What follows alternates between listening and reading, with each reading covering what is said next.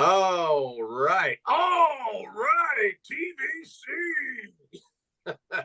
um, Mike, you got a little something on your face there? A little something, something.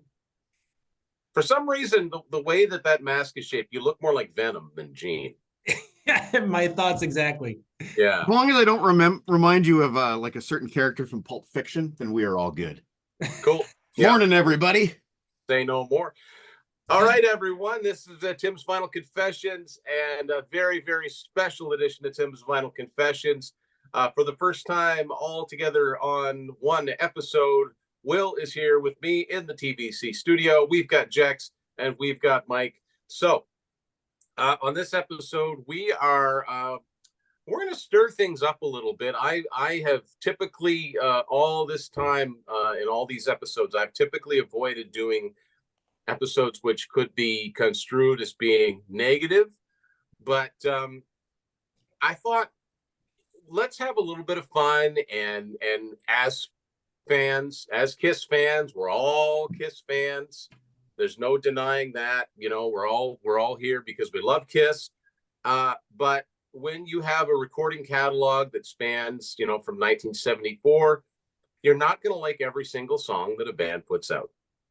So I'm calling this episode Least Favored, not worst, not most hated, least favored. These are the Kiss songs. We made a list that aren't our first choices for Kiss songs. And in some cases, we go out of our way to avoid listening to if we can help it. And I'm really curious because I have no idea what kind of variety and what time periods this is going to span. Unfortunately, Matt couldn't be with us, but he did send his list. So we've got 5 top 10 lists, and Kiss fans have this reputation of being crazy and a little bit cranky. I will not tolerate any personal attacks in the comments. You will be banned instantly. But if you want to have a serious discussion, if you disagree or agree with us, feel free to jump in with your picks. Okay. But let's keep it nice. Let's keep it polite. And again, we are all Kiss fans. So these are our personal top 10 lists of our least favorite, whatever you want to call it, Kiss songs. And since he couldn't be here, I think what we'll do is I'll start off with Matt. Then we'll go to Mike, Jex, Will, myself, and we'll repeat the cycle again. So I'm just going to open up Matt's list here. He wrote a little preamble. I think we'll better read it here. Now, Matt says, I'm an 80s Kiss junkie, so you won't find any of the usual suspects from Asylum, The Elder, or Crazy Nights on my list. And to be honest, this list took me over an hour to draft. There are very few Kiss songs I absolutely loathe, and he's calling this list the loathest of the loathe, so to speak. So we will start with his number 10. I'm a little surprised by this one, but that's all right. Comes to you courtesy of 2009's Sonic Boom, and the song is Say Yeah. The worst song on an otherwise pretty decent album. I had to pick 10 least favorite songs, and Say Yeah gets one of the short straws. It was on Kiss' last ever set list, so I will be curious to see a decade from now if this is considered a live classic. And that's very true. They did pick this song as the song from Sonic Boom to feature live.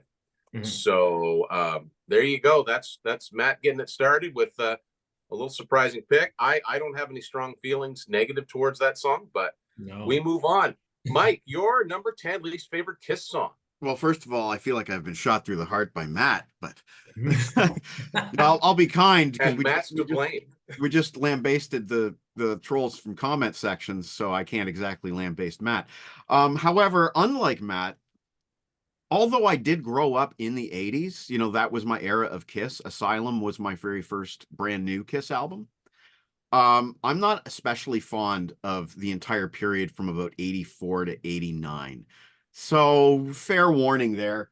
Let's grab my remastered Kiss Animalized CD.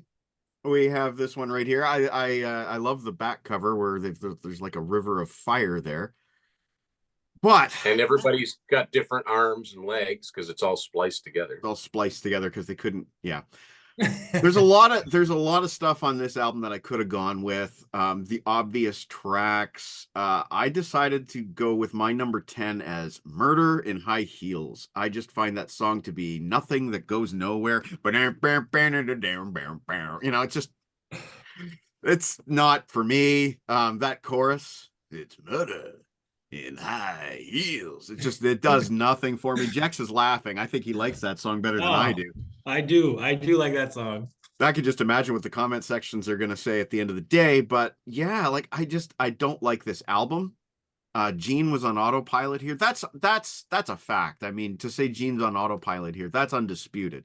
He was busy making Runaway with Tom Selleck, and that was better than Animalize, in my opinion. I basically feel that there was a complete drought of good Gene Simmons songs from this album. You know what? I'm going to shut up. Over to He you, picked Jim. his song, folks. He picked his song. Murder in High All Heels, number right. 10. Okay. Already, this is fun. This is fun. Yeah. All right, Jex, numero 10. Numero 10. All right, so for my number 10, you know, this is low on the list, so it's not a song I despise or anything like that, as Tim discussed. It's a least favored, and it really slows down the album for me. It's from Unmasked, and the song is Shandy. Not a fan of Shandy. It's not Kiss sounding to me. It's really slow. However, I used to really not like this album. Now I love it. So with age, I've come to love this album. I don't know what I didn't see before, but Shandy is still meh. So Tim is shaking his head. The disagreements are going to be all over the place today, folks. I know it. We're not all going to agree. That's what makes this fun. It's just a perfect pop song. Just a perfect little pop confection. Arguably, it's not really a Kiss song, but that's a discussion for a whole other day. We can't get into who plays. Whole other day. We'll be here all day. But, all right. No, that's great. That's what we want. I'm curious to see if we cover most of the albums. Yeah. So there you go. Okay. So my number 10. Now, I could have put this higher, but I didn't, only because this is really low-hanging fruit. Nothing Can Keep Me From You. Ooh. This abomination of Diane Warren's song. Speaking of, you know, it's barely a Kiss song. I think Paul's the only Kiss member on it. Trying to do the same thing that Aerosmith did a year previous, which I hate the song, but it did work for them. It didn't work for Kiss. Now, begrudgingly, if it had worked for Kiss and given them a big hit single, I would have been into it. Not the song, but into the fact that Kiss finally have a hit again. But as it stands, when you put out a ballad like that and it flops for some reason, and I think this about a lot of the songs on Just Push Play too, it just makes it even worse. When it's like a loser of a song. Yeah. So that's my number 10. Nothing Can Keep Me From You. I forgot I was going to do Will first. I apologize. I apologize. Apologize. He's sitting right there. That. I'd say I edited it, but I'm not going to. So Will, you go ahead. Your number 10. My number 10. The entire no, I'm just kidding. I'm kidding. Don't do that to me, man. Don't do that to me. I like Will. My number 10. You Love Me to Hate You. Ooh, Affront in the Shade. Oh, now, I think the length of this album probably doesn't help the fact that by the time I get to this song, I'm kind of out of it. And I just think Paul holding back vocally a little bit. If you listen to Forever or Silver Spoon or his other songs on this album, his vocals at this period are like top notch, and he just didn't bring it on this song. So that's my number 10. Listen to the harmonies. Hey, it's my number 10. Number 10. It's his number 10, and I cut him off. So what are you gonna do? And skip me. It's whatever. Yeah. Why do I even come here? It's not going Will's way today. The gloves are off. So okay, now I got to think about this. Do I do another one of Matt's here, right? Yes. Okay, yes. And then we move on. Okay. Have you done this before? Nope. Okay. Not like this. Good now. Good 400 odd episodes. Very first one. Okay, so now, boy, Matt is not loving the recent stuff. His number 10, or his number 9. Sorry, his number 9 is Out of This World from Monster. It says 3 out of 10. On my list come from Kiss' last studio album. This is a decent tune musically, but having Tommy Leaned into Ace's shtick is just stepping a bit too far over the line. The saving grace for this track, I guess, is that at the 2-minute mark, Tommy rips into a Tommy-style solo and not an Ace one. Now, I don't disagree with him. The fact that Tommy's done 2 songs and they both sound like they're that spacey thing. I know he's the spaceman, but yeah. Anyway, that's Matt's number 9.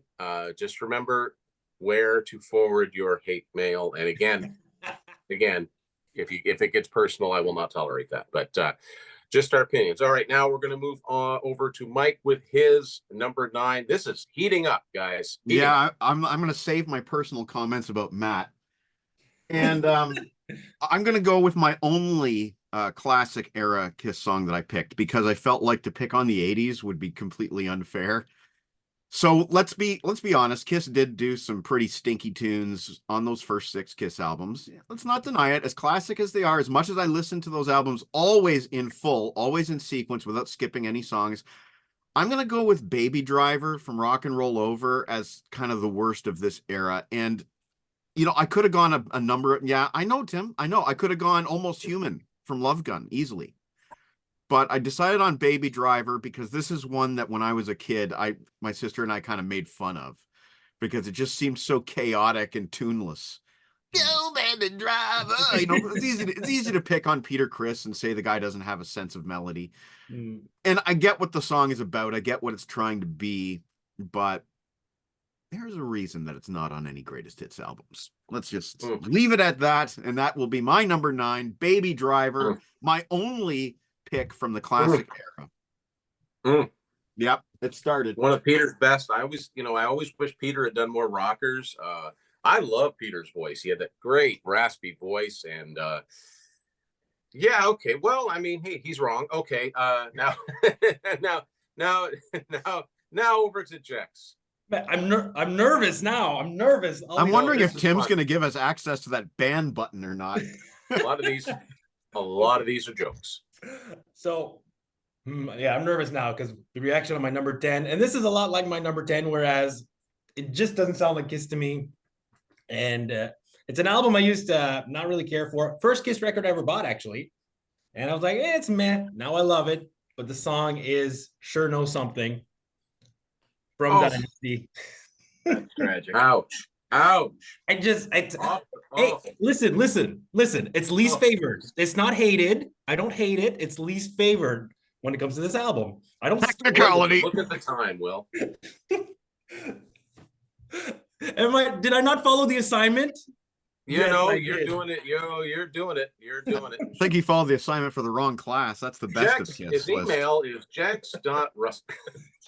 You can find him at jexcaliber.wordpress.com. Will. Oh, it's my turn? We're back to me. We're all at the same Listen.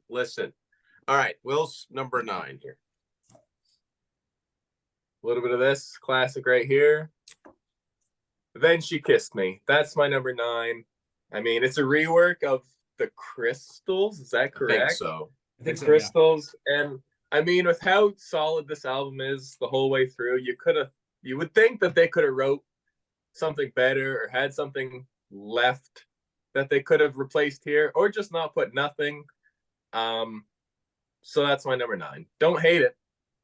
I'll just point out for those playing at home that Will picked the only Kiss song that my wife allowed me to play at my wedding.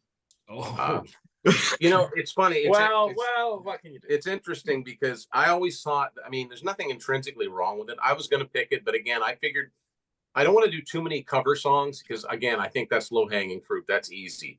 And that actually takes away from the assignment of actually not attacking Kiss, but at least, you guys wrote this song. It sucks, but we think it does. But I think that would have made a better B-side.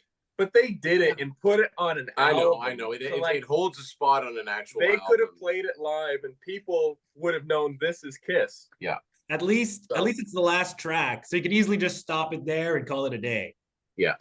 But I shouldn't have to. I know. I like that. I shouldn't have. Okay.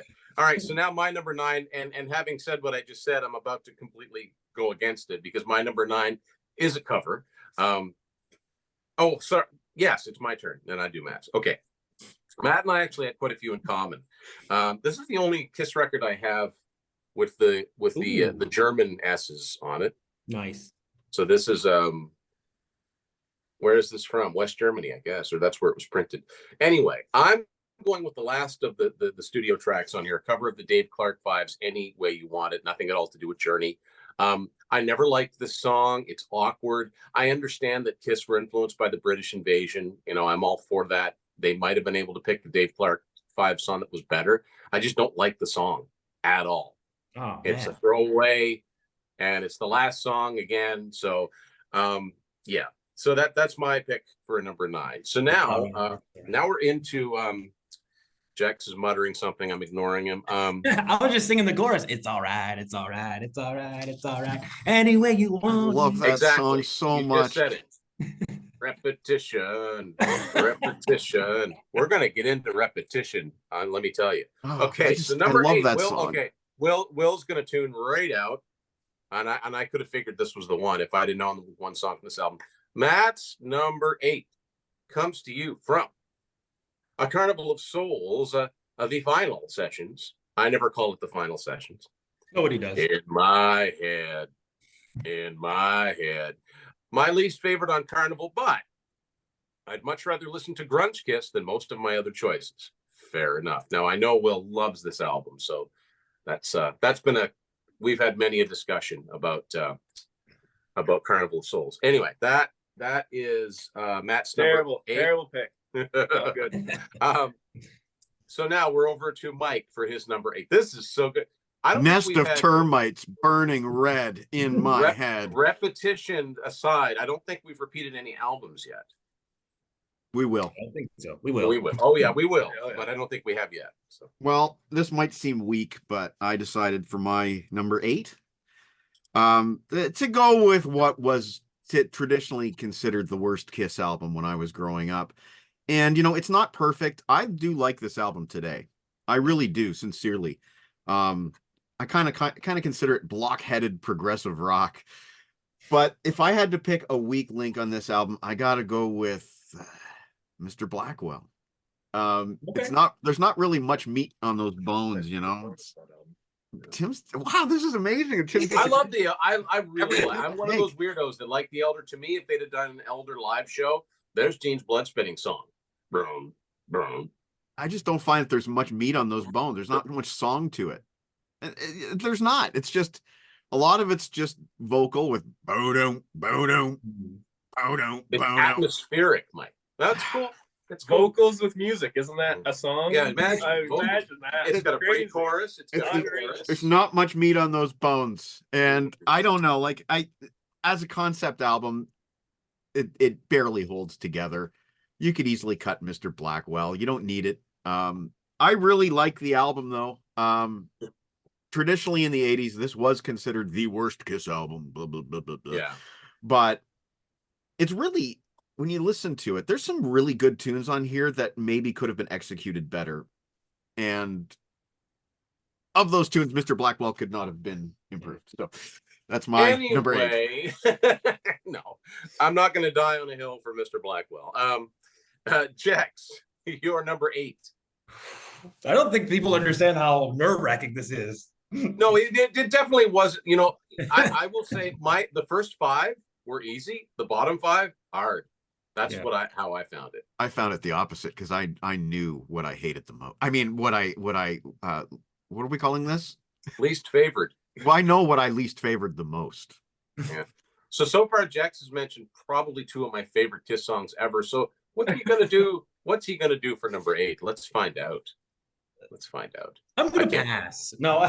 No, yeah. You know what? I'm gonna phone a friend. My number 8 was my number 9 too, actually. So okay, my number 8. This is an album that gets a lot of criticism for having too many keyboards, and I've been known to criticize albums with keyboards. However, I like this one. I like this album, but this song is a little too poppy.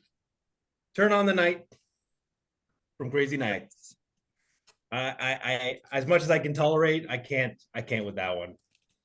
The chorus, everything about it.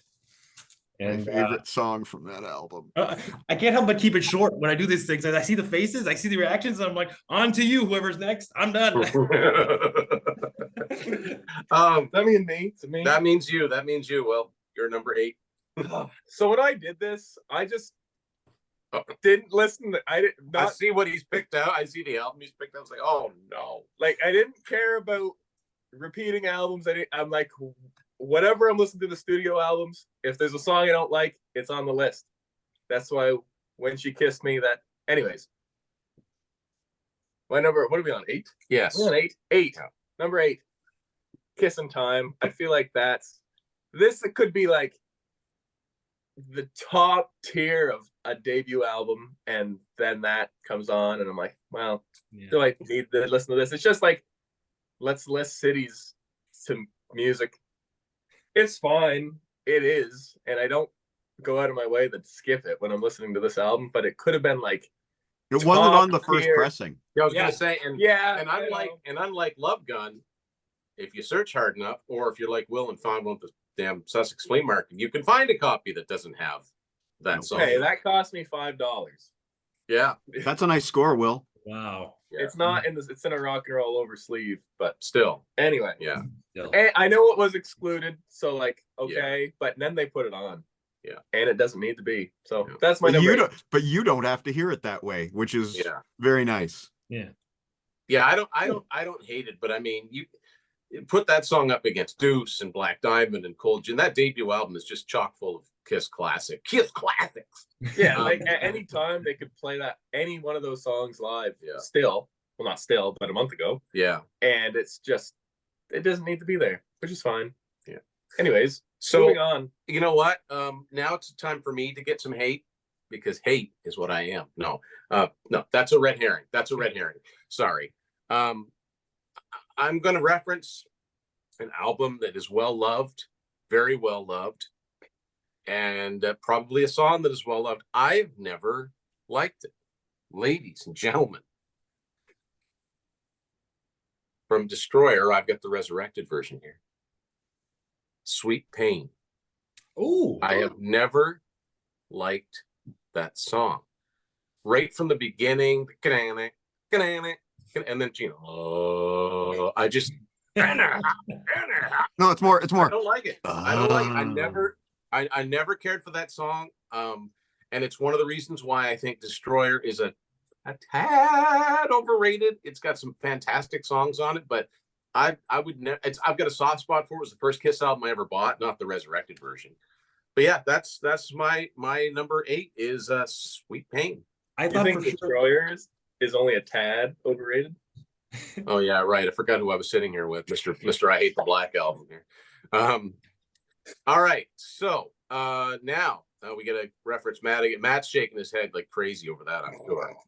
All right, I'm not gonna hold it up again because I've already held it up. But Matt's number 7 is Eat Your Heart Out from Monster. Track 7 on Monster has a nice little a cappella intro, and then the rest of it suffers from too little songcraft. Thankfully, half the song is a guitar solo, outro that actually rocks.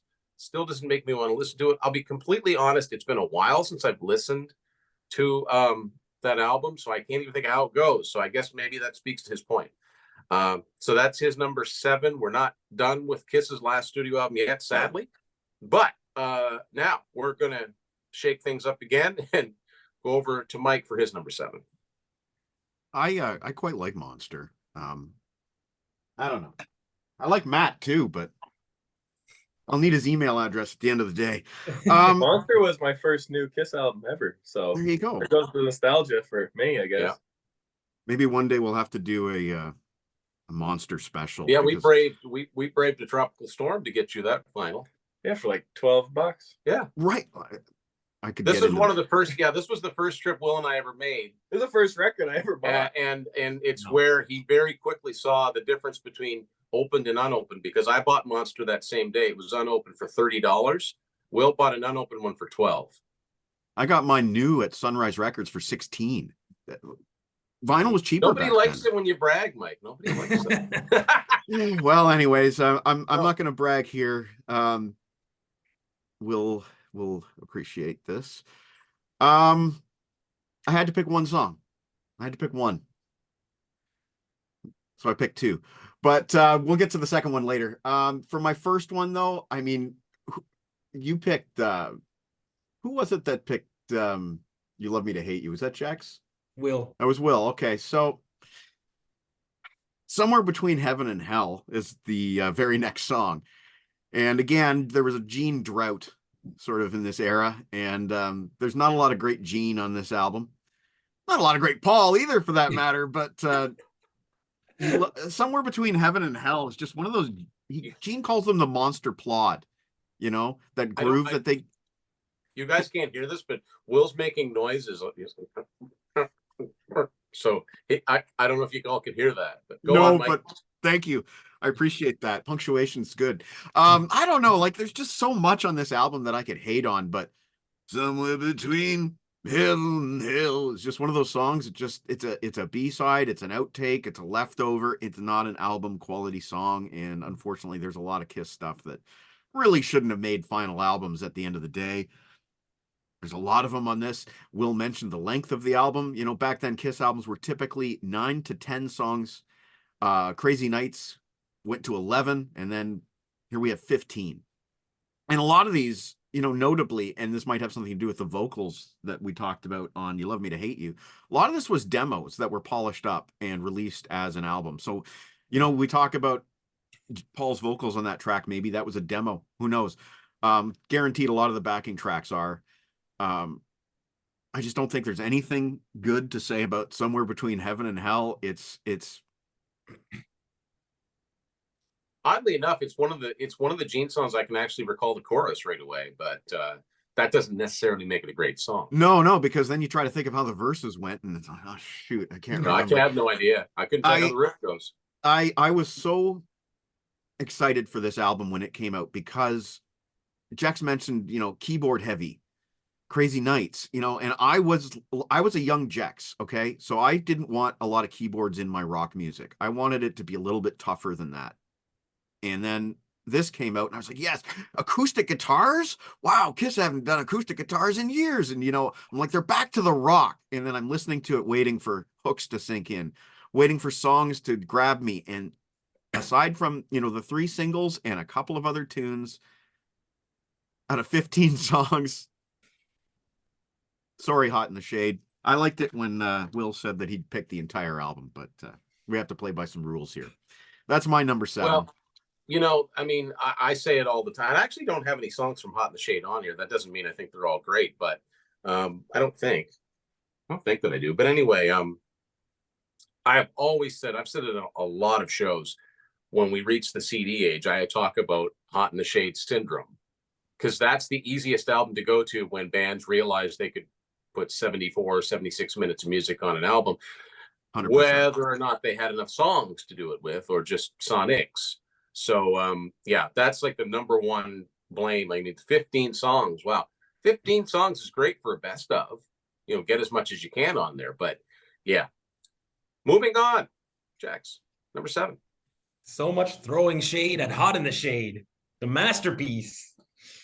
So, it's okay. Wow. My next one ever until just now. I'm just kidding, mostly. But this one's gonna hurt. I think this one's gonna hurt Mike in particular. I don't know about Tim or Will. Is from the album that started it all for Mike, Asylum. Oh no. Oh boy. What's he gonna do? Huge hit. Oh no. I'm talking about Tears Are Falling. Oh, Least-Favoured. How do we get Just rid of end his the video. audio? and Good the video. Lord. That is a terrible pick. Amazing song. Guys, this is not hated or by any means. It's One of the few that they played live in the makeup era. Okay, go on. I just not as good as the rest. Still like it, guys. Man, this is tough. This is like, I feel like I'm in court. Where did Jex get my top 10 Kiss songs list from? Right? Hey, now we know how I am now, look, I'm glad we've got the 4 of us doing this, but I can't help but wonder What would I like with 3? Well, no, no, I was going to say with Peter Kerr on board. Oh my God. Jex mentioned being in court. Anyway, I don't know. He could surprise us all. Anyway, you know what's funny? Look, that's valid. That's valid. Like, you can't. There's no. Jex, I'm gonna defend you here, although I don't understand. Like, to me, that's Don't defend him. Effortlessly enjoyable. It's one of Paul's best vocals. It's Bruce Kulick's best solos. God. Oh. The album is fantastic. I don't know, just the Because song. It's I'm the like, best song of the album. it's just man. You know It's what's the funny? flagship song of the album. That's why it was the first single, the first taste that they gave you was that song because they thought we're proud of it. I think Jex read the wrong liner notes and thinks that Ray Coburn co-wrote it. You know what I think is the funniest? I'm getting blasted by Mr. Hot Takes himself, Will Loomis. Yeah. Like you've never done a hot take, buddy boy. I don't have hot takes. Oh boy. Okay. All right. Okay. So It's man, me. it no, yes, it Yeah, is. it's me. It is. Yeah, okay. No, it's Matt. It's Matt, then you, No, then it's me. not. Matt's first. It's me. Then you. Then Matt. What's the last number you did? What are we on? I'm on. This is 7, right? Yeah, it's you did Will's your number turn. 7, did you? I did 8. I got the list right. You don't know what you're doing. Now Tim understands All how hard it is co-hosting a list show. Will thinks it's his turn, so who am I to argue? I think it is too. It is. Will knows it's his turn, Yeah. and Will's gonna go anyway. Listen, How's that? math. It's not math, but It's not awesome. anything to do with math. Anywho, I'm gonna go. I don't hate on the new Kiss albums because that's all I knew for a while. But Hot and Cold off Sonic Boom is my number 7.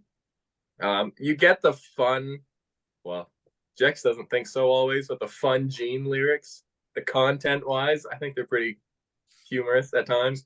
Yes. But I just can't get into this song. I think the solo's okay, but for like in my opinion, a fairly solid album, it just misses the mark for me. So that's my number 7. All right, so now we're into number 6. I got to hold this album up again because Matt is really It's your pick. turn. It Yeah, is It's my you. turn. number 7. Welcome to episode 1 of Anything Tim has done. Okay, so all right, so prepare for I'm bracing for more hate because I'm back to the same album I talked about last time. I don't like Great Expectations, and I never did. Nobody does. Nobody knew- likes Great Expectations. Somebody likes it. People say No. Destroyer's a masterpiece. Stop finish. What is It that made- accent? I don't know. But I don't like it. I don't like it. To me, they should have taken Great Expectations, stuck it on the Elder, taken I off the Elder, and put it on Destroyer. That would require time travel. I'm a time traveler. It made my honorable mentions. Great Expectations. Yeah, I mean, I really don't have much to say about. I think it's. I understand they were trying to write a song about the mystique and all of that. I've never liked it from the first time I heard it. I'm like, what is this? What's this song? And it's probably the same reason why I've never been the biggest fan of Gene's solo album, because it sounds like something off of his solo album. I like a lot of it, but I appreciate the fact that they were trying something different. It's a full band song, but all right, now what? Matt again? Okay. Matt's turn. So as I was saying, I'm going to bring this album back because Matt is determined to pick on it. His number 6 is Back to the Stone Age from Monster, which is actually one of the Gene songs I really like on that. But he says, I feel like most of Monster suffers from too many contributions from Gene and not enough strong material. Nearly every song has an obnoxious, farty, distorted bass sound. Yeah, I would agree with that. With different lyrical content, this might have been decent, but alas. I mean, I kind of like that song, but, you know, hey, Not your list. it's not on my list. So now it's over to Mike, right? Yeah. Mike's number 6. Let's try to get this right here. Mike's know, number Matt- 6. Matt does On make the a good screen, point we're about the doing that production too. on Monster. There It's is not something great. wrong. Like Yeah. like the guitars, they went for a weird kind of watery, bubbly sound, and I don't get it. But that's for another day as well. I had to go here. As much beloved as this album often is, it's not perfect. There's filler on this album. And I think Tough Love is not an exceptional song. Give me tough. No. Are you kidding? No, I it was between that and Heart of Chrome that I wanted to pick off this album, and I went with Tough Love. It just doesn't do anything for me. Okay. there's a lot of great material on this album, and the fact that I had to choose between only 2 songs speaks to its strength. Tim's face is very large on my screen. He's judging.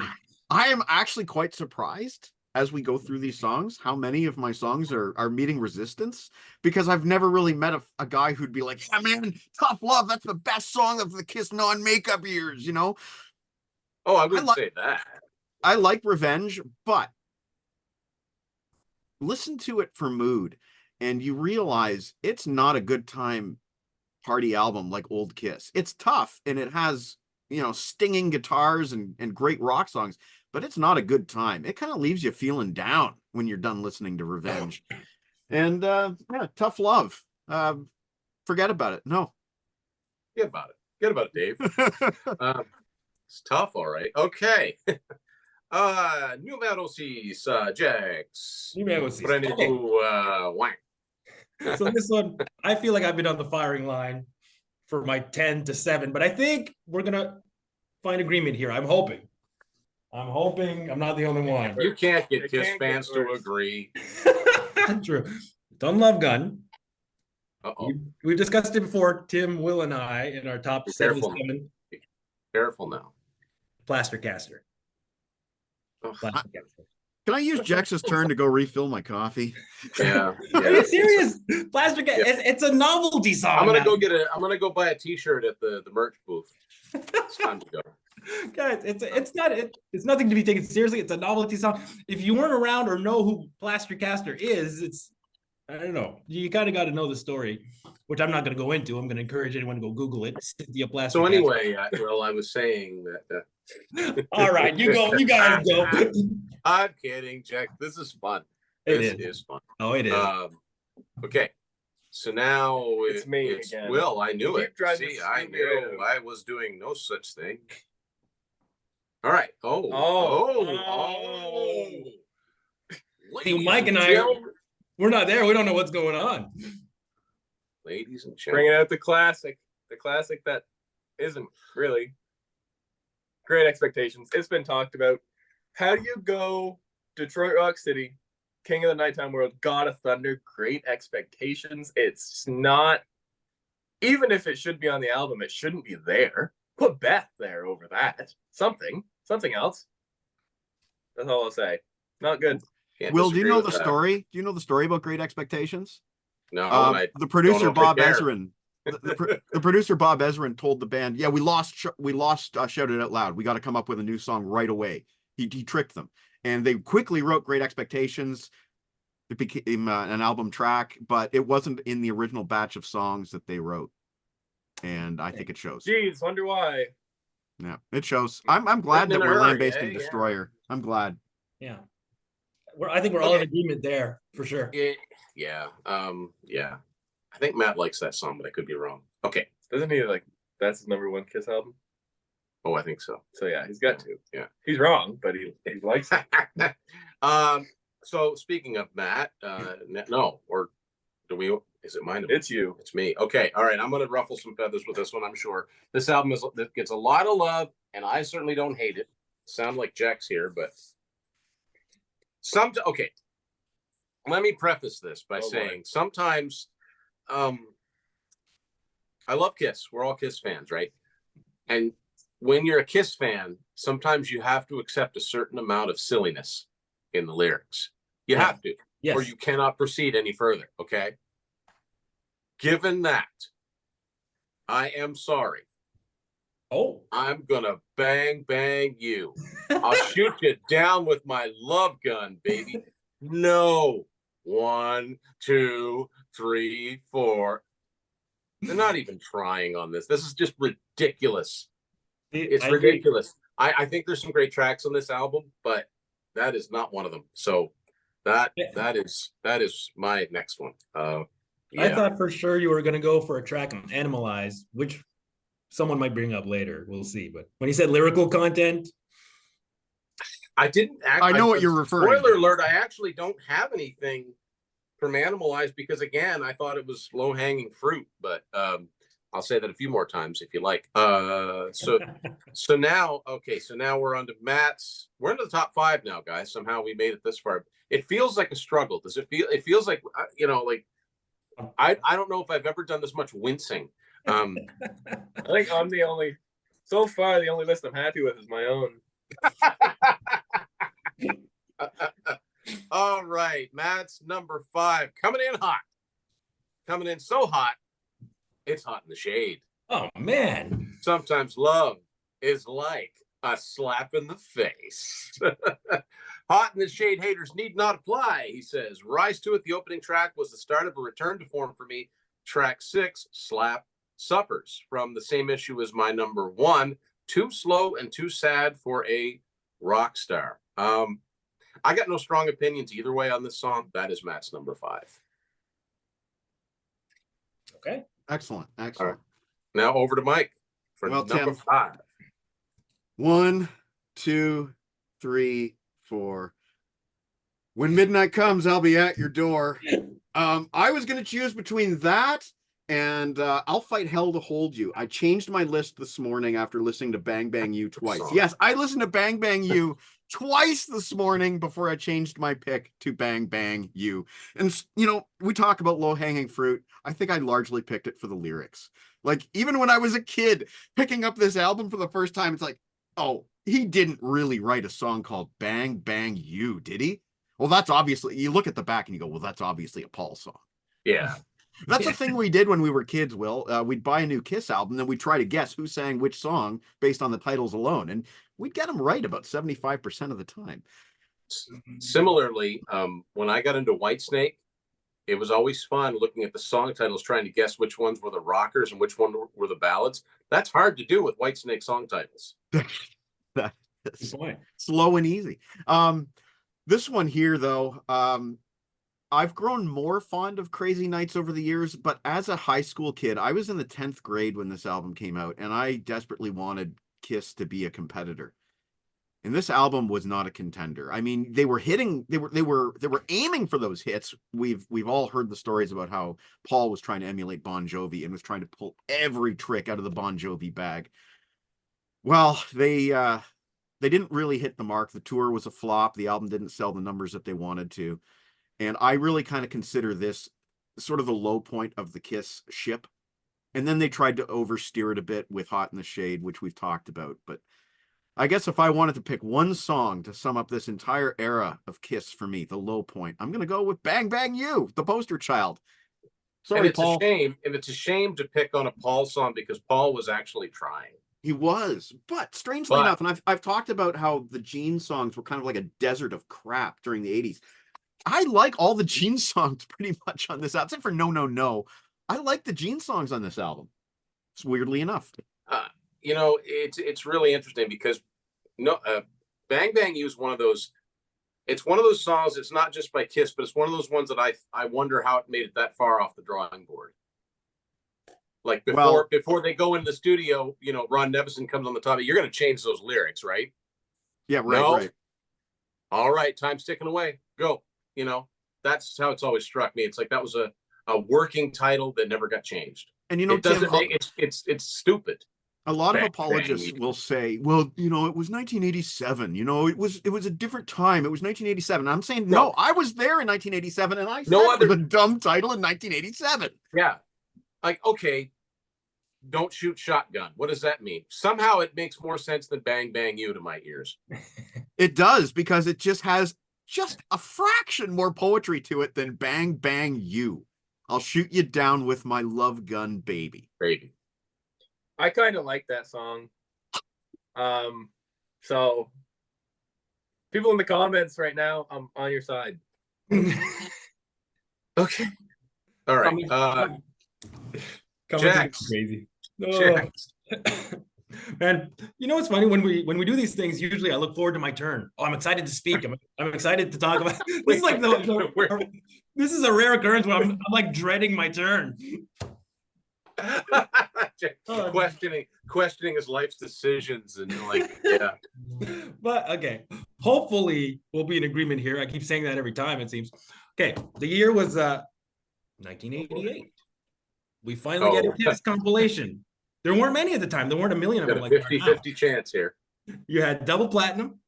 You had Killers, which never even made it to America. So in 88, you get smashes, thrashes, and hits. Smashes, thrashes, L hits. Look at it. Right. Anyway, so, oh, nice. Remix songs, alternate versions. Cool. You got Eric Carr singing Beth. Awesome. You get 2 new studio tracks. Cool. Not so much. You get two new tracks. So my number 5 is going to be the second studio track on here. You Make Me Rock Hard. Terrible title, first of all. What does that mean, Jex? What did you say? He asked you what the title means. Yeah. I don't get it. Yeah. No, He not means going musically, right? You know, we got, musically. Rock, hard, right? Hard rock. Yeah. Hard rock. Yeah. How exactly. could you hate that? Fall on the trapeze or whatever in the video. Title aside, it's just not a memorable song, but hang tight. We might see smashes some more. Maybe we'll see. I need It's a to point memorable out something title. to you, Jex. Nothing else. What's that? I need to point out something to you about your pick. Okay. Your song is so bad that Gene Simmons didn't even know the lyrics to it. Watch the music video. There's a clear shot of him and Paul Stanley kind of standing together. Paul sings, "You Turn Me Round." You can see Gene's lips clearly sing, "You Turn Me Up." You can clearly see it. I'm He gonna didn't even know the freaking words. That's on the director to not catch that one, but yeah. Wow. It's clear. You can see it on his lips. Yeah. All right, I can see what Will's got out here now. This is I wonder about this one because this is an album that this gets discussed. I'm surprised we haven't seen it yet, but maybe people are saving it for the top. Yeah. This masterpiece of an album here. I Finally Found My Way is my number 5. Boy, does that sound like exactly like something Peter would want to sing. And says it all, really. But that's my number 5. Okay. That's a good pick, Will. That's a good pick. Okay. All right. I'm gonna pick on an album that anyway, it's half an album. My number 5 is Kiss Alive 2. And the song is Rockin' in the USA. Yes. Germany was really neat. Japan had much to eat. I went to England too. There wasn't much to do. There's much. There's more. I've got more to say about that song, not from my words, but so I'll just leave it at that. That's my number 5. I think it's a throwaway. Tim, I spent a lot of time this past summer listening to Alive 2 in the car with Jen on the way to the lake. And every time we hit that song, it's like, I've been pumping my fist up to that point, and then we get to Japan had lots to eat or whatever. And I'm just kind of like, like how much that sounds like it took as long to write the song as it did to record it. And there's something about capturing lightning in a bottle, and then there's something about I put off writing lyrics too long. Now we're in the studio. Really neat. Okay. All right, Mike. no, it's Matt. Matt. See, now I feel really much better about my own self-esteem, always skipping numbers on my own show. I feel so much better about it. Okay. Actually, okay, this works out well because it's the same song. Matt's number 4 is my number 5. No, it's not. It's the other one I mentioned earlier, Any Way You Want It from Alive 2. The other song on Alive 2 I really don't care for, which means there's another one. To be honest, I can't even tell you how the song goes. I never listened to it. Yeah, to me, it's utterly forgettable. So, yeah, I couldn't agree more. It's just that's what it is. Anyways, yeah. Mike, over to you. My number 4. Thank you, Jax. Is it number 4? Yeah, I think Number we're number 4. 4. I'm finally going to go here. I don't like to trash more recent Kiss because I was just grateful that they were back in the studio without keyboard players, without extra producers and songwriters, and making music again. And when this album came out, I was quite a booster for it. It was the return to form that I wanted, but there's one song here that stood out to me as embarrassing. And that's when Kiss chose to cover, you're saying? They didn't cover any songs in this. It's when Kiss chose to cover Poison on Never Enough. Yes. Transparent rewrite of Nothing But a Good Time. I'm glad I'm not the only one who hears it. Thank you, Jex. Every time. Just for that, just for Jex's support, I'm not going to go and refill my coffee on his next turn. And you guys have also picked some decent tunes, except for Say Yeah, which you're completely wrong about. You've picked some decent tunes off this album to hate, but I'm quite surprised I'm the first one to bring up the Poison cover. And here's the funny thing is when I first heard Nothing But a Good Time, the first thing I said to my best buddy Bob was, I hear Kiss in this riff. It sounds like Deuce. Yeah. And I think there's some deuceness to that riff. And then they go and rip it off again for their own album. Sorry, Kiss. Yeah, I'm not going to go and trash your more recent music like these other clowns, but you shouldn't be covering Poison, guys. Other clown. I don't have any songs from their last two albums. I don't know. Okay, sorry. I was referring to the other clowns. No, I totally heard it from the first. It just didn't strike. I totally heard it. But the funny thing is, and I bet I speak for a lot of people, I heard Nothing But a Good Time long before I heard Deuce. It's just because of the age I am. But yeah, no, it totally same chord progression. It's totally, yeah. All right, cool. There you go. Cool. Oh boy, go ahead, Jex. Yeah, it's fine. How much worse can it get? I mean, go ahead, Jex. You guys are really making this harder. But you Rock know what? Hey, speaking of, I'm going to stay consistent. I'm just going to go with the other track from. Oh yeah. Let's put the exit. And okay, it's so funny because Mike just talked about hearing Poison. To me, this is them ripping off Aerosmith. Oh, I was going to say Robert Palmer, Addicted to Love. Oh, yeah, that too. It's got the video, especially. Yeah. So again, it just doesn't. I can only imagine in '88. Oh, cool! We get 2 new studio tracks, and it's like, oh, you know, it's really just it's filler. But the rest of the compilation is great. Like I said, the alternate versions, everything. Studio tracks, not so much. I really like the remix of Love Gun on that. Yes, you hear the solo. Ace is out. Yeah, it's brilliant. Well, and Dr. Love too. You can hear the solo a lot better. Yeah. It's not an album to be dismissed outright. If Matt was here, he would say the same thing. Like for years, Smashes, Thrashes, and Hits was the compilation to make fun of, and yet it's still probably the one I'd hand to someone and say, okay, this is a pretty good overview, a single disc overview. I love Killers, but it doesn't have the later stuff, like the later 80s stuff. Anyway, exactly. So now it's me. It's Will. Of course it is. It's me again. he's gonna get it one of these turns at number 1. No, I'm not. We should have sat in different spots. Before pre-show, we said we'll do a running joke where he skips me. Thank you.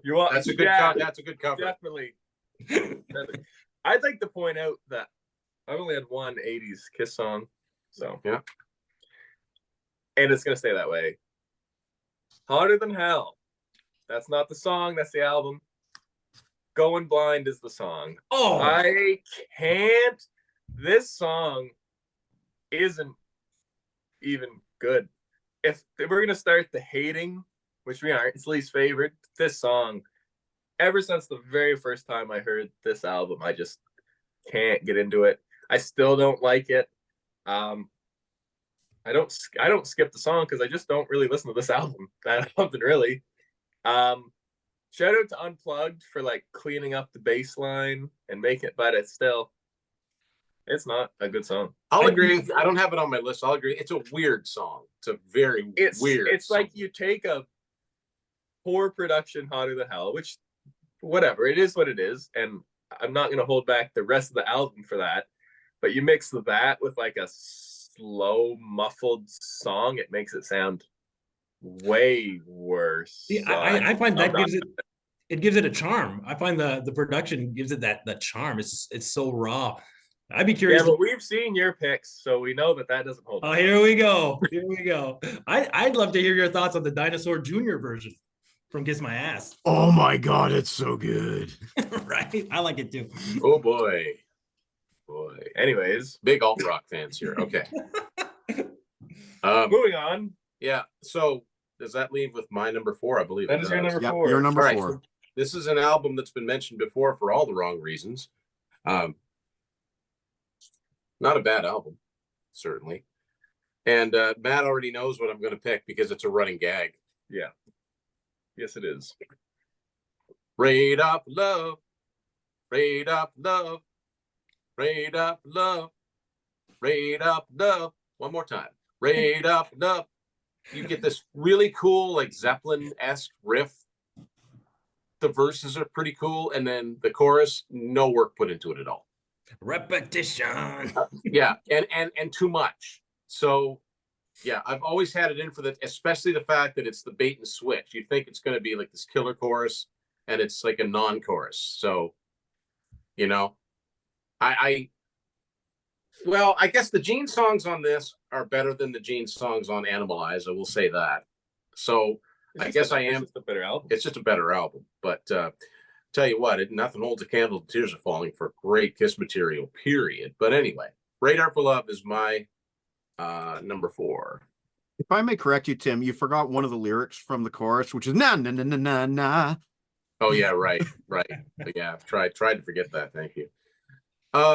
So I'm almost scared to say, are we at Matt, number Matt. 3? That's Okay. number 3.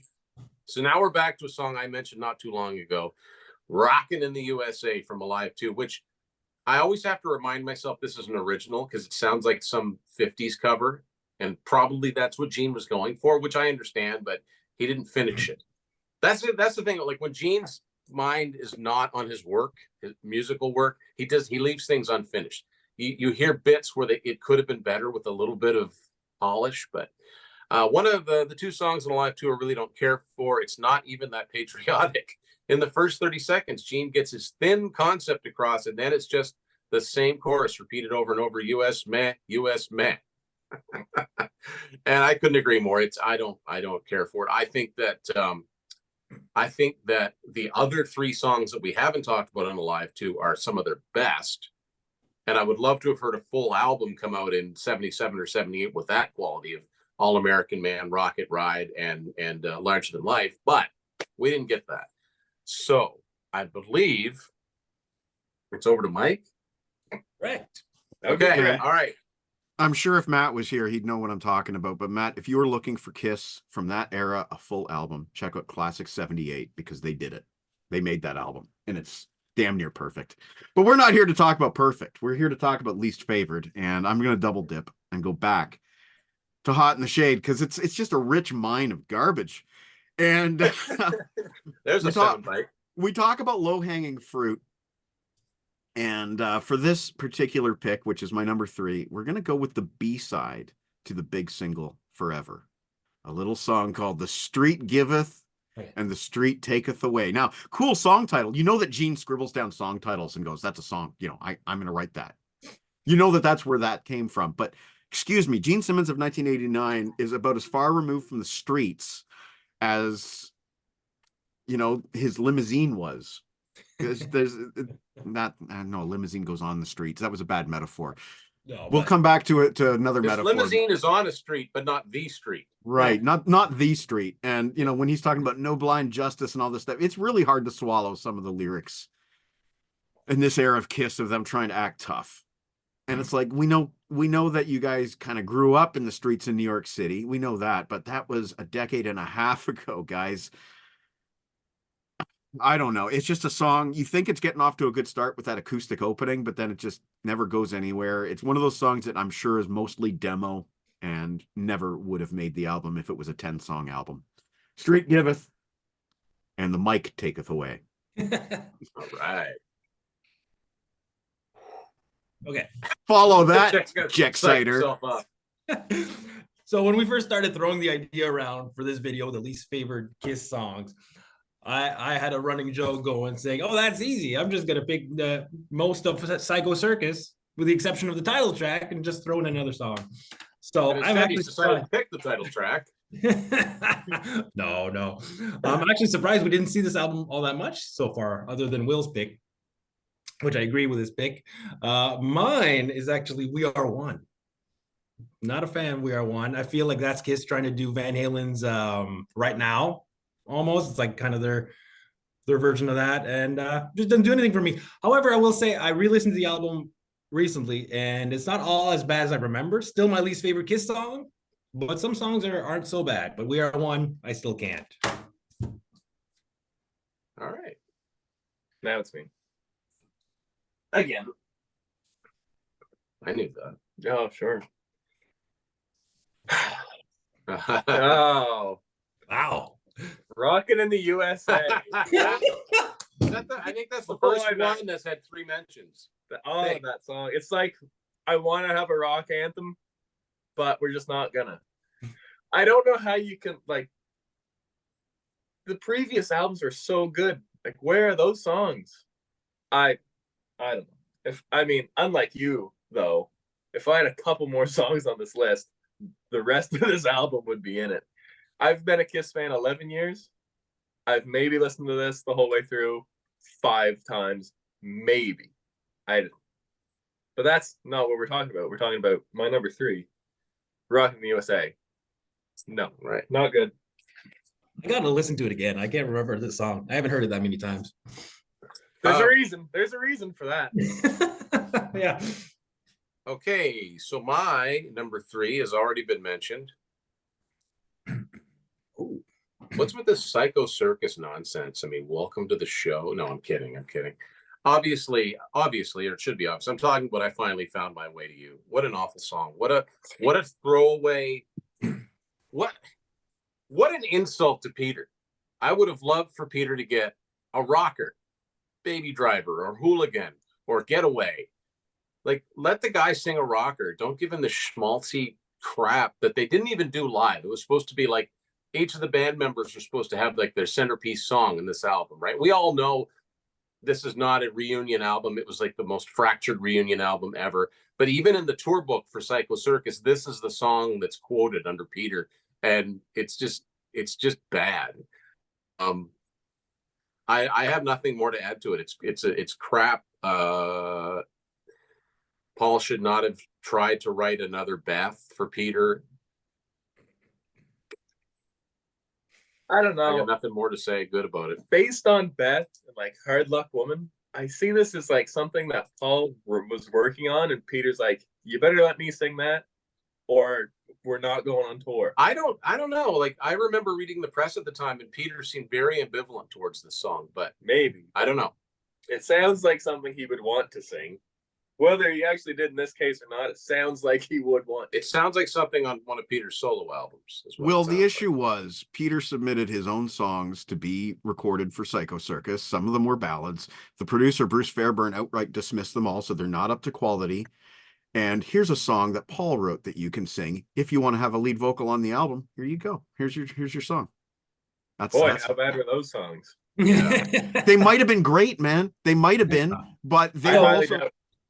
So So, Bruce if Fairbairn, it's Paul and Gene dismissing him is one thing, but Bruce Fairbairn knows the difference between a good song and a bad song. So, yeah, but I think his vision didn't line up with, well, his vision didn't line up with my vision of what I wanted from Kiss anyway. he's the one who allowed this song. So Yeah. I Thanks, thought Jex Bruce. was gonna say he's the one that produced the big prize. So, next.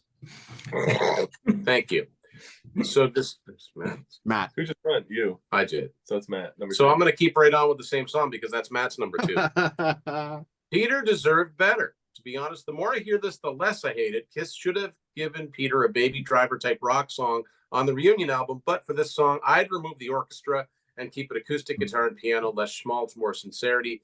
I still don't think that would have saved it, but he raises a good point. I think it's one of those songs that will forever just.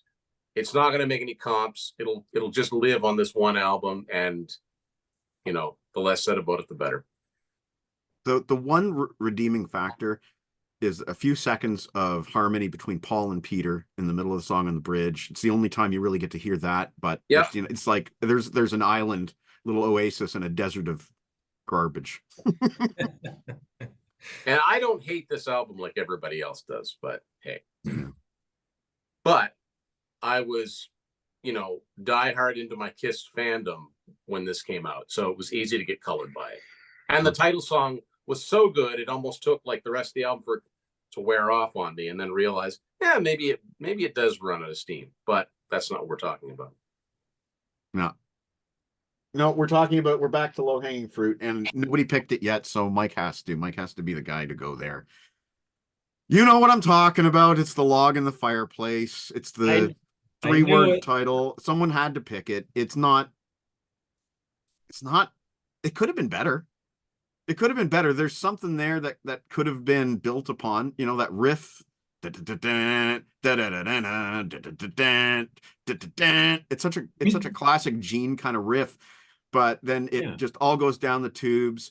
He was barking more than he was singing during this era. And it's funny because I read the lyrics this morning just so, you know, I could refresh my memory. And it's like, oh, that's what he's singing. 40 years of this album. And it's like, oh, that's what he's singing.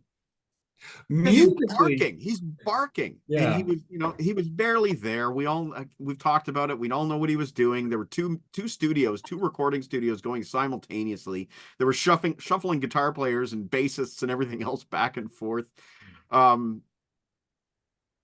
We talk about Psycho Circus being barely a Kiss album. You know, let's face it, these 80s albums, Jean Beauvoir on bass, you know, there's a lot of stuff. There's a lot of stuff that Eric Carr was replaced on as well, drum wise, on certain tracks in the 80s. I don't know if this is one of the albums where that happened, but Kiss was not Kiss in the studio.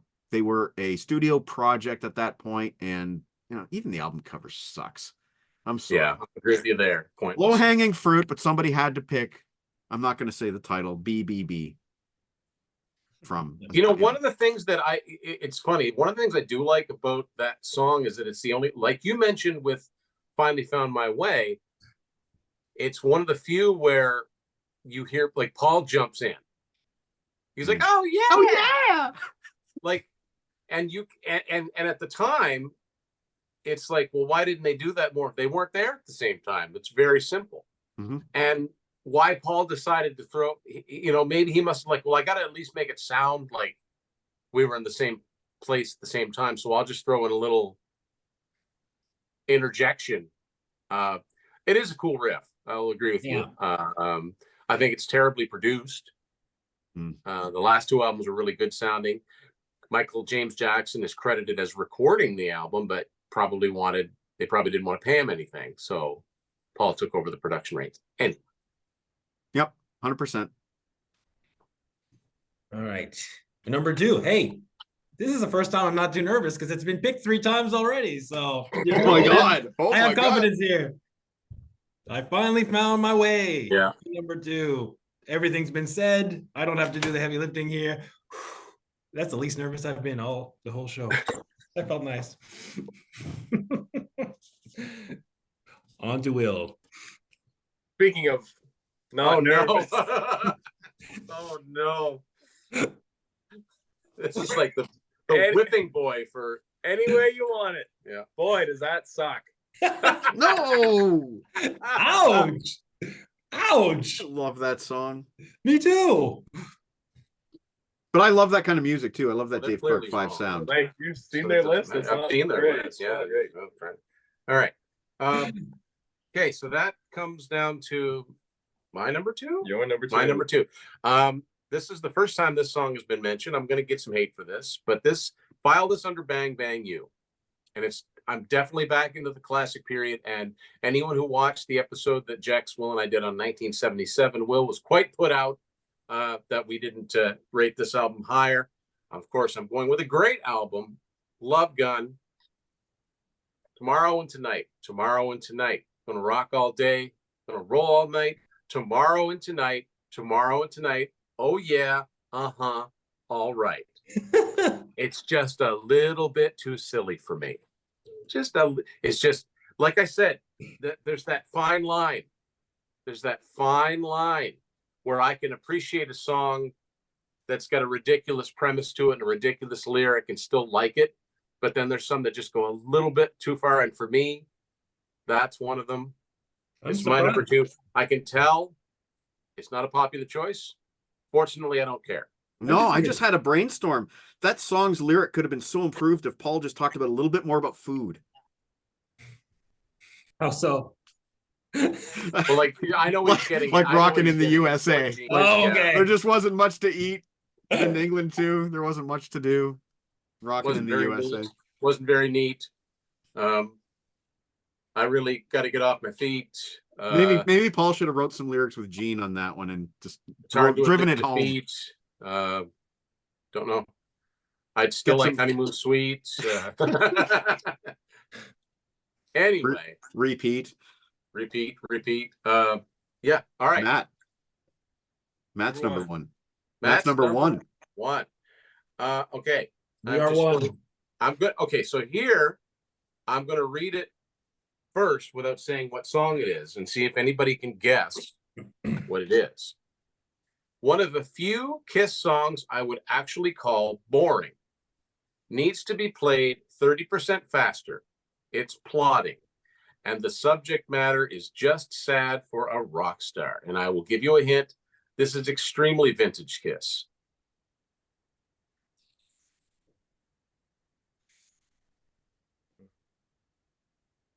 Extremely vintage.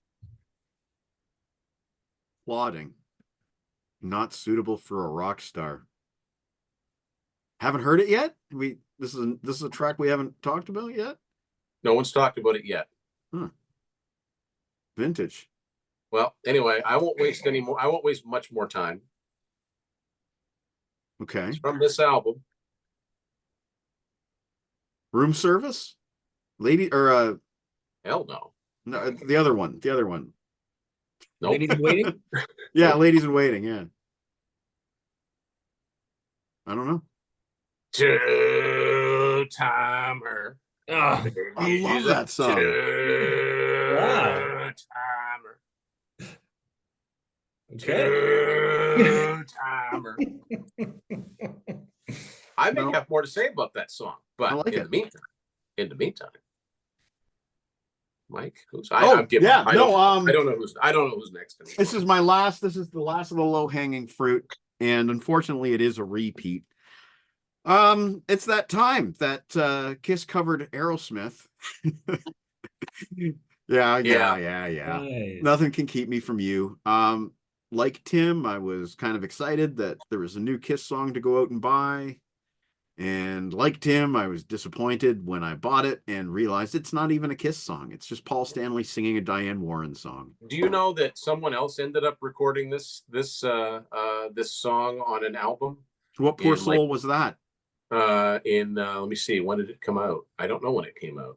I can't remember. 2008. Starship. Oh my God! Well, Look what I found inside my CD. Look, it's my movie ticket from seeing Detroit Rock City. I saw that, and I think that the theater was mostly empty. Now, I liked it. I liked Detroit Rock City. It's a I do great too. movie. Great movie. Yeah, it was fun. Yeah, but yeah.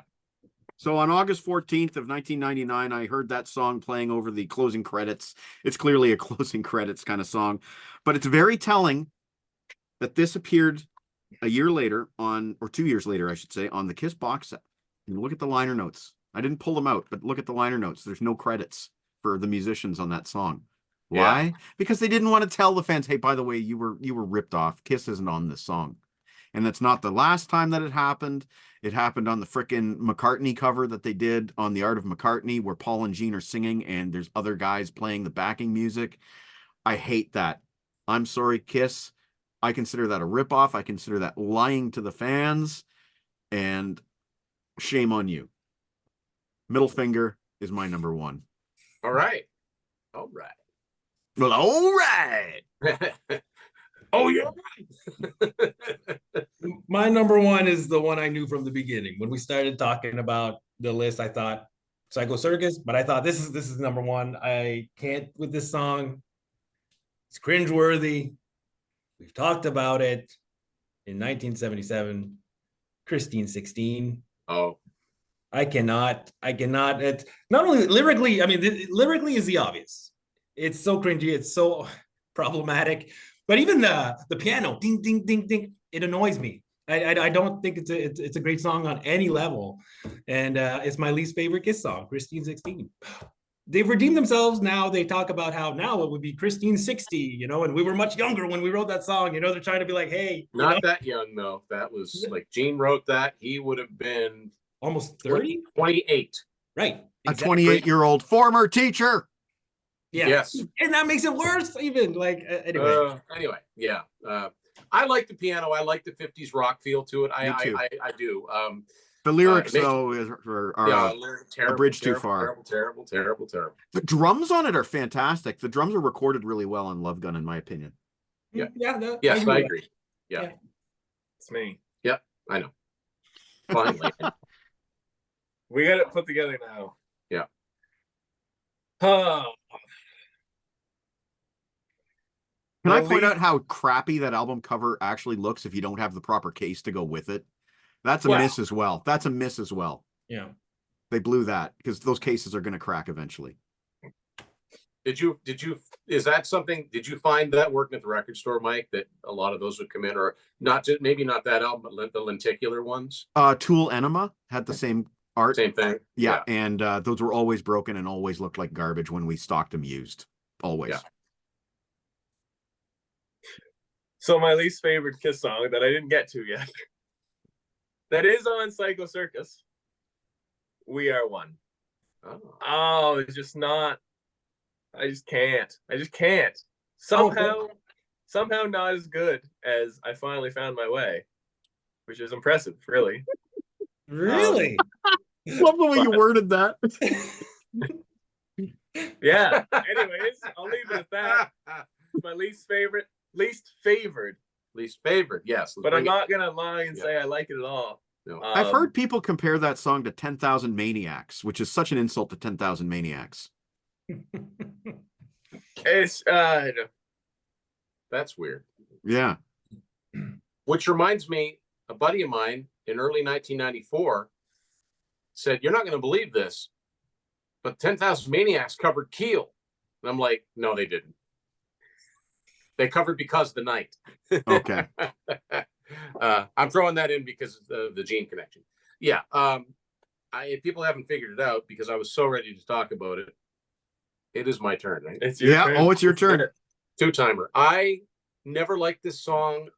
Call me a three-time loser. That's all I'll ever be. But two-timer, my baby, she's a two-timer. My baby, she's a two-timer. My baby, she's a two-timing me too. I hate it.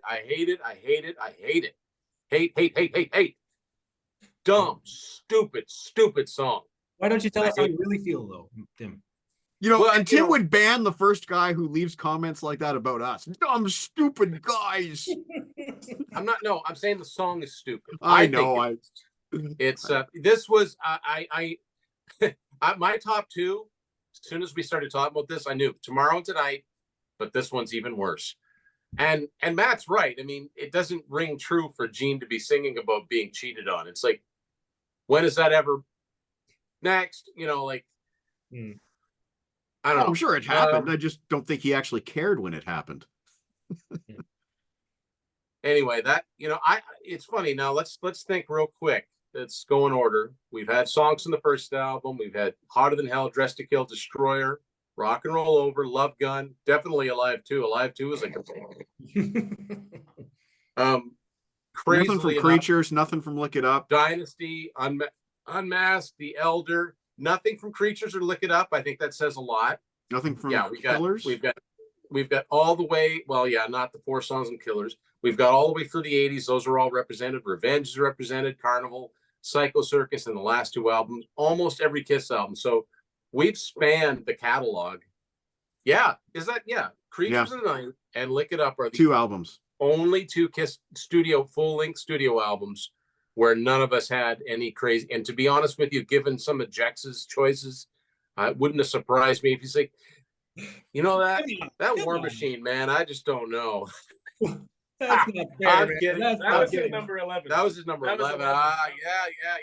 So he said he had honorable mentions. It's just Creatures of the Night and Lick It Up. I have to reiterate, guys, these are least favored. We're holding up the albums. We own these albums. We love this band, and we support this band. And it's just not. You can't knock it out of the park every time. And we didn't pick on one member. Actually, there's no Ace songs on here, is there? No. I No, don't think so. no, Not no, even any that he wrote. no. But No. but yeah. Well, Out of This World. Anyway, yeah, no, listen, guys, please be nice. This is all in fun. We may have picked songs that are really sentimental favorites for somebody. We're not knocking that. These are just from our experience, when we got into Kiss, how we got into Kiss. These are songs that just don't do anything. So, anyway. They can't all be winners. No, they can't. No. Guys, want to thank you guys all for doing this. And shameless plug, these gentlemen all contributed to this. YT down for the count. And yeah, let's keep it nice. Let's keep in the comments, all in the spirit of loving this band. Our least favorite Kiss songs. What are yours? Thanks everybody for watching Tim's Vinyl Confessions. We will see you later.